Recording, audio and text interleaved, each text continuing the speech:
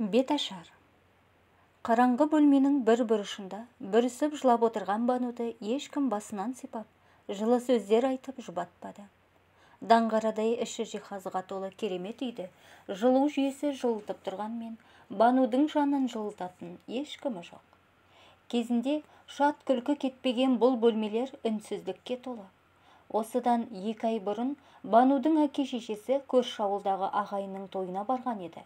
Жолда көлік апатына ұшырап, екеуі бірдей көз жұмды. Бану бұл отбасының жалғыз қыз еді. Енді отбасының жалғыз мүшесі болды. Қайғылы қазадан кейін 2 ай өтсе де Банудың көзі құрғамады.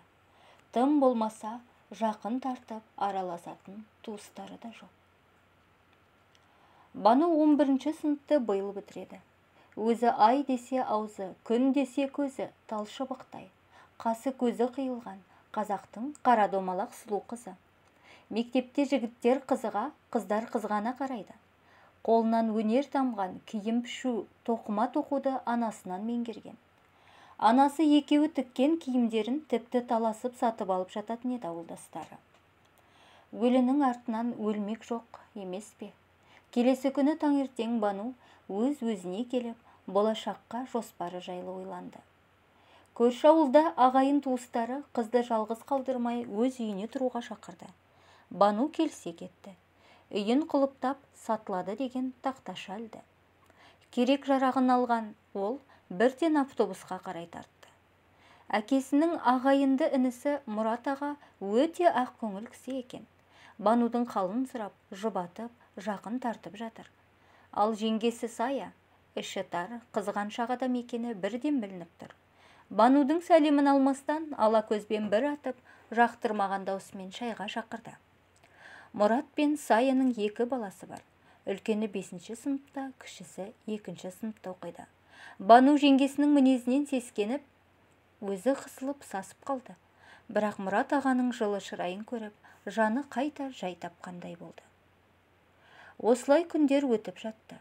Жаңа мектепке орнығып, достарына да үйренсе бастаған Бану, кішкене болса да қайғы мұңынан ажырағандай болды. Күнделікті үйдің жұмысын Сая Банудың мойнын артып қойды. Сабақтан келе сала Бану осы үйдің отымен кіріп, күлімен шығатын болды. Саяның балаларының кірін жуып, сабақтарына көмектесті. Осының кесірінен сабақ үлгерімі де нашарлап кеткен. Кешке дейін жұмыстан қолы босамайды. Кешкісін шам жақса, ақша кетеді деп Сая айғай салады. Бір үйдің еркесі Бануды жеңгесінің мұндай қылықтары қатты қинады. Бірақ Мұраттың көңілін сүрмеуге тырысқан Бану бәріне көнді. Құдай оңдап, үйі де жақсы бағаға сатылды. Осы ақшамен оқу орнына түсем деген үміт Бануды жетелеп жүрді. Банудың санасында болашаққа деген үміт оты жанды. Үйдің ақшасының біразын Мұрат ағаның балаларына киім-кешек, ойыншық алып беріп, қалғанын чемоданына салып тығып қойды.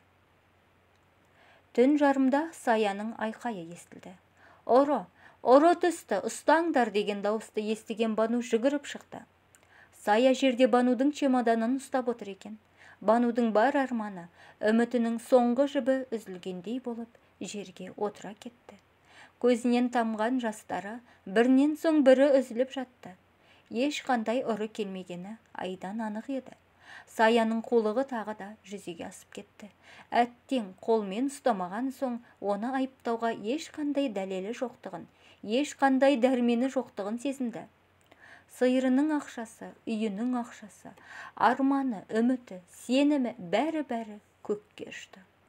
Тек бір апта өтпей жатып, Саяның кредитке деп алған қымбат жиһаздары, кредитке деп алған қымбат тоны, қымбат етігі осының дәлелі еді. Мектеп біткен соң, Бану ойланбастан қаладағы Сара деген бұрын бірге оқыған құрбысына қоңырау шалды.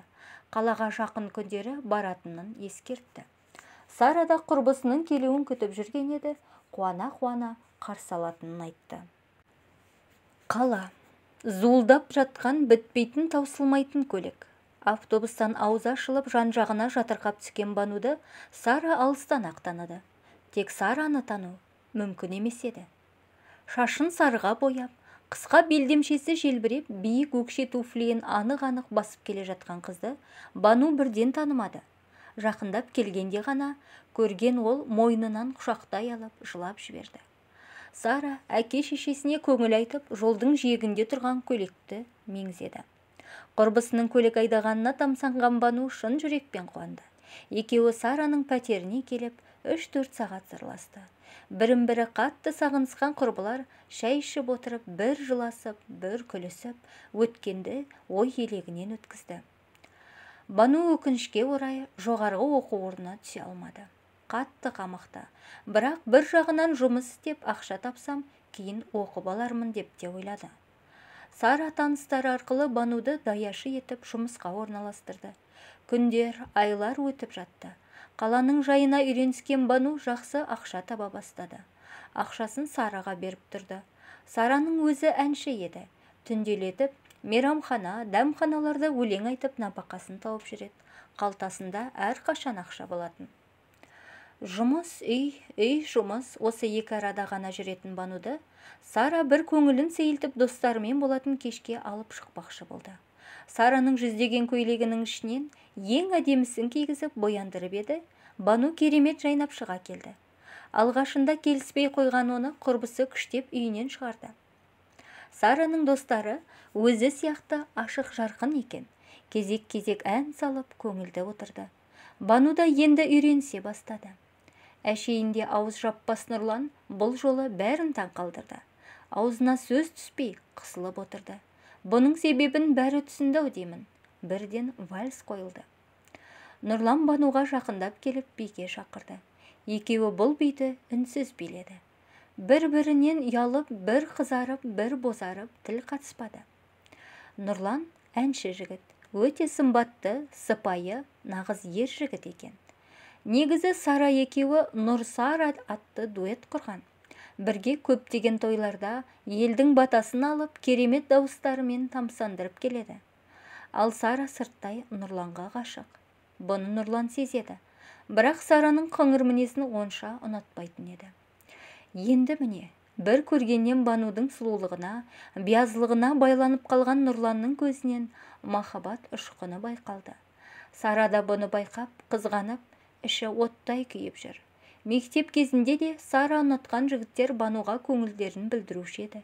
Тағы да солай болды. Бану да білдірмегенмен Нұрланды бірден ұнатып қалды. Кеш біткен соң Сара мен Бануды Нұрлан шығарып салды. Сараның Бануға деген көңілі суып кетті. Бұрынғы қайырымда Сара енді жоқ. Киімін қызғанып, болмашы нәрсеге сөйлеп, қабақ шытатынды шығарды. Бірақ махаббаттың торына іліккен Бану оған мән де бермеді. Арман мен қиялда ұшып жүрді. Бану мен Нұрланның арасында махаббат өрбіді. Күнделікті кездесіп, айлы түндерде қала көшелерін кезетін болды. Нұрлан домбырасын әкеліп, Банужан, екеуміз үйленгенде саған беташар жырын өзім шырқаймын. Тыңда міне, былай тұра тұр, бетіңді мынамен жаба тұр деп киімін жауып қойып, айт келін-ау, айт келін деп шырқай жөнелетін. Көшедегілер таңырқап та, тамсанып та қарап өтетін. Бану киімнің астында шек сілесі қатып күліп отырады. Құшақ-құшақ гүлге Бануды қарық қылады. Екеуі ғашықтар көлінде жүзді. Дүниеде болып жатқан жағдайларға қарамады. Бейне бір басқа әлемде сияқты. Сара болса Бануды жек көргені соншалықты. Тіптен одан құтылудың жолын қарастыра бастаған еді.